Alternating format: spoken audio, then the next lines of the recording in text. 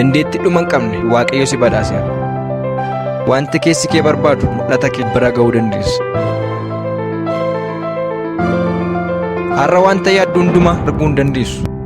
Yeroo feetettis wantoota waliin wal simuu dhabuu malta. Yeroo keessatti yaada kee fi mul'ata kee waliin wal argite. Yeroon deebii gaaffii mul'ata keetiiti. Mul'ata kee bira ga'uuf haalli rakkisaaf tilmaamuun nama rakkisu si quunnamuu danda'u. Haala kamiyyuu keessa teesse fuuldura kee ilaaluu fi mul'ata keetti hiixachuun rakkoolee injifachuu. Rakkoon kamiyyuu jijjiiramaadha. Walitti fufiinsaan hin jiraatu. Rakkoo jijjiiramuuf furmaata dhaabbataa hin barbaadinu.